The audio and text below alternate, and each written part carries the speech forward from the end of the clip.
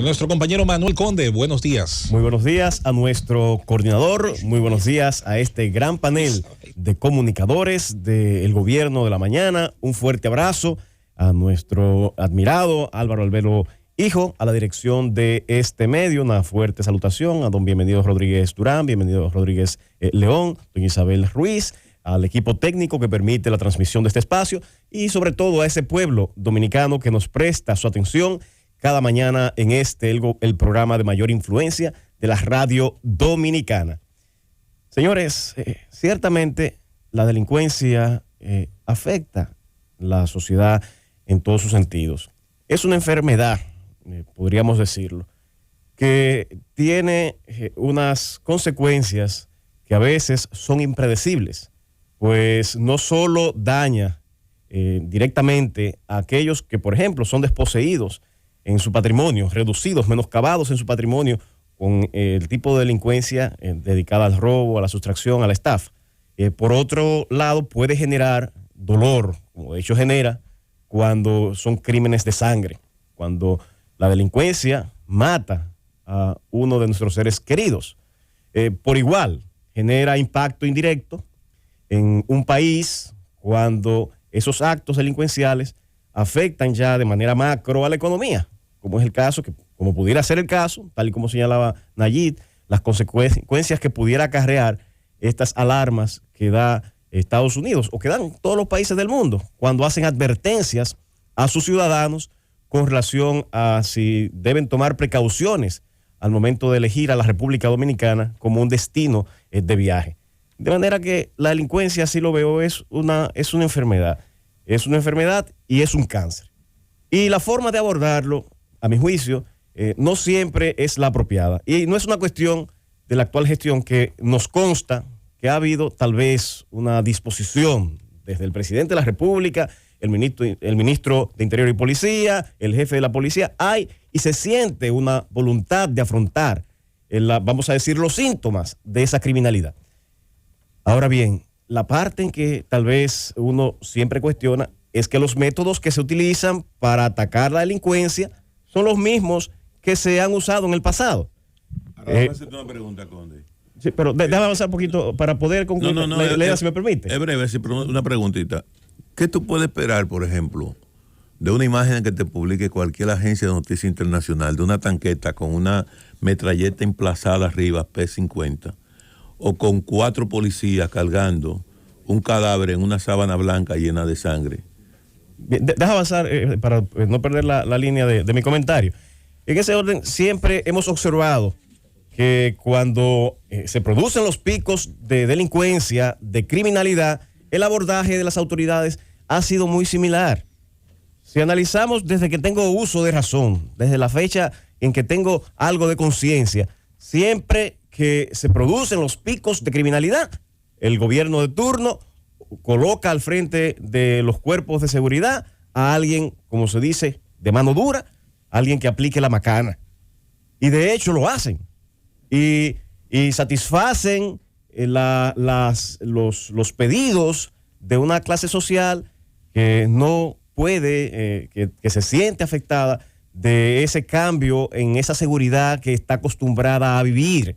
Es decir, atacamos la delincuencia, y eso ha sido histórico, atacamos la violencia que surge de los barrios, de las zonas más encarecidas, también con violencia, con otro tipo de criminalidad, aunque sea desde el Estado, con una violencia tal vez en cierta forma controlada. Pero cuando se llevan a cabo estas acciones para repeler la delincuencia, para repeler la criminalidad, ciertamente se reduce y la historia está ahí. Esos picos bajan, se nivela, se mantiene esa meseta por un cierto tiempo, a veces hasta se declina, hasta llegar a niveles bastante aceptables que permiten a los ciudadanos circular y a todo el mundo continuar con su vida. Ahora, esos hogares que pierden a uno de sus miembros, que regularmente son los más importantes proveedores económicos de esos hogares, y le ponemos un mote, le llamamos delincuentes, criminales, y bajo ese mote entendemos que esos ciudadanos no tienen ningún tipo de derecho. Bueno, bajo esa lógica, en lugar de de atacar la criminalidad de manera efectiva y a largo plazo, lo que estamos generando, lo que se genera, lo que hemos observado que se genera es un caldo de cultivo.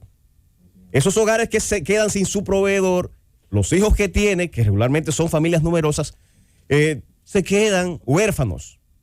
Y por vía de consecuencia su calidad de vida se reduce, dando lugar a una cadena de nuevo de miseria, de pobreza, que abona la criminalidad. De manera que arrancamos supuestamente a un criminal y sembramos 5, 6, 7 criminales a futuro. Esas políticas, si bien reitero, son y han mostrado ser efectivas, y este gobierno no ha sido la excepción. Se están aplicando también por igual estas medidas que atacan los síntomas de la problemática. Y yo entiendo que ya debemos evolucionar a otro estadio. Ya basta de estar en ese orden con cierto grado de improvisación. Y esto no es porque no existan personas capaces desde el gobierno para hacer enfoques apropiados de la problemática de la delincuencia, sino que tal vez se cree que es más costo eficiente el matar a un delincuente que tal vez buscar la raíz de la problemática para atacar la raíz de la problemática. En todos los planes que se han presentado al país, que es muy correcto y lo veo muy apropiado, el de la reforma policial, la coerción es fundamental. No nos podemos sentar a esperar que planes a largo plazo de reducción de pobreza, desigualdad y por vía de consecuencia de delincuencia surtan sus frutos. Hay que aplicar momentáneamente las medidas de fuerza necesarias para mantener la paz pública. Esa parte no la vamos a criticar. Lo único es que lo que no compartimos es que solamente se apliquen esas acciones coercitivas sin que se tomen las demás medidas a largo plazo. Entonces, en ese orden yo siempre pregunto, cuando se inician planes, ¿se han hecho estudios de calidad, estudios a profundidad para analizar cuáles son las causas que están provocando esa violencia, esa delincuencia, esa criminalidad? Estamos analizando qué está disparando los niveles de feminicidio, las agresiones por altercados a veces insignificantes. En fin, ¿qué es lo que está pasando en la sociedad dominicana que está generándose o se están generando niveles más altos de criminalidad? Entonces, ¿por qué ir a ciegas en el proceso de lucha contra la criminalidad? ¿Por qué no hacer los estudios correspondientes para saber qué es lo que genera esa delincuencia para poder atacar de forma efectiva ese fenómeno? Solamente decirte en esa parte, querido compañero Manuel Conde, que este es uno de los países más estudiados y más diagnosticados del mundo, posiblemente. Aquí hay estudios de todo, aquí hay diagnósticos de todo. El problema es que se puedan aplicar planes a partir de esas investigaciones, de esos estudios que se han realizado. Sí, pero realmente debo decir ahí que un centro de levantamiento de información no lo hay. Y menos orientado No, a centro no. acciones que orientado a producen la prevención. violencia. Es que yo no estoy hablando de centros. Yo estoy hablando de estudios y de diagnósticos, que eso es lo que ha señalado Manuel Conde. No yo no lo estoy hay. hablando de que haya un centro donde estén ahí todas esas pero para que investigaciones. haya un diagnóstico tiene Ahora, que ser en base a un levantamiento sí, de información. pero se han realizado, por Dios. ¿Y cuántas veces? No hay diagnóstico. ¿Quién ha dicho que no? Sobre- Pero, por ejemplo, no lo hay. sí, por Sobre Claro ese que sí. tema- Que hay recolección de Claro que sí. datos, Mira, pero no por estudio ejemplo, de investigación. yo quisiera que ustedes me citen, por ejemplo, tú mismo, Nayi, las estadísticas con relación al nivel de escolaridad de los que están privados de libertad. Sabemos eso. Sabemos también el nivel socioeconómico de esos privados de libertad. Tenemos una tabulación para saber el estrato social en el que se sitúa. Pero sabemos esas personas. cuáles son los niveles de deserción escolar, sí lo sabemos. Entonces, eso lo sabemos. Ahí es donde inicia precisamente eso que tú estás señalando, que puede llevar a esa persona a una prisión, a una cárcel. Totalmente de acuerdo, pero tenemos que partir para atacar cualquier problemática de un análisis objetivo, estadístico, científico, suficiente que permita abordarlo de manera científica. Antes de ayer dijo aquí en este programa el profesor Melanio Paredes, ex ministro de Educación, es ex director de Infotep, que en materia de educación, por ejemplo, solamente por ponerte un sector, aquí todo se ha estudiado, todo se ha diagnosticado. Aquí se han hecho estudios numerosos, por ejemplo, para solamente quedarnos en ese sector, sobre el sector educación. Y precisamente, mira, bastante interesante porque hacia allá iba precisamente mi comentario, con estudios que sí se han hecho en otros países que en el nuestro no se han hecho, y que establece relaciones entre la economía, la composición sociofamiliar y el tema de la educación y su incidencia en la criminalidad. Tenemos tabulaciones, por ejemplo, de Estados Unidos, en las cuales en el año 2004 se hicieron estudios, y doy aquí lectura a este estudio, que utilizan los cambios en las leyes de asistencia escolar obligatoria por estado, en los cuales se trae la consecuencia, la conclusión, que encuentra que la mayor educación reduce la tasa de criminalidad. Un año extra de asistencia a la escuela secundaria reduce significativamente la probabilidad de arresto y encarcelamiento. Y más adelante indica que hasta un año más de escolaridad implica una reducción en costos de persecución a la delincuencia y la criminalidad en más de 1.400 millones de dólares. Eso es así. Entonces, ahí hay un estudio que establece una relación, por ejemplo, directa entre el grado de escolaridad y la delincuencia. Pero voy más allá. Hay estadísticas que establecen, por ejemplo, en Brasil, el nivel de escolaridad con relación al número de reclusos.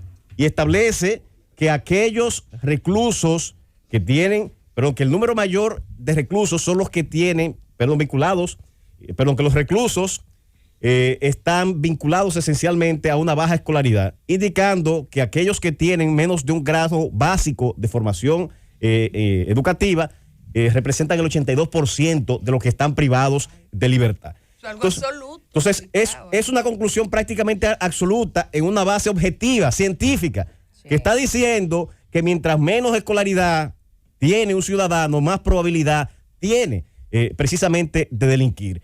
Y esto se ha estudiado previamente también en teorías económicas que van desde el año 1968, que parte de la base del incentivo económico de la criminalidad, que tiene dos enfoques. Un enfoque que dice que hay que hacer la criminalidad costosa, y esto es que los actos delincuenciales impliquen privación de libertad, de manera que ese delincuente se vea privado de su ingreso al estar privado de libertad y que sepa que hay consecuencias de su actuación. Y esto desincentiva por una vía lo que es su actuación criminal. Y por el otro, que es el enfoque que compartimos, es el que establece que hay que mejorar la calidad humana. Y la calidad humana implica un aumento de la calidad de la educación. De manera que ese ciudadano que tiene una condición, vamos a decir, socioeconómica distinta, que está en condiciones de marginalidad, pueda adquirir o pueda acceder a empleos por vía de su educación. Y eso haga que él tenga un incentivo para no delinquir, porque tiene acceso a quizá mejores condiciones salariales, actuando en el marco de la legalidad. Concluyendo ya con nuestro comentario, quisiéramos alentar a las autoridades a que no se centren única y exclusivamente en atacar los síntomas, las consecuencias que tenemos hoy en día de estos actos delincuenciales, sino que se hagan estudios profundos que permitan un abordaje científico de la criminalidad y que al fin de cuentas ataquen la problemática que estamos viviendo ya en la República Dominicana con soluciones de fondo y no paliativos momentáneos. Llévatelo, Cundo.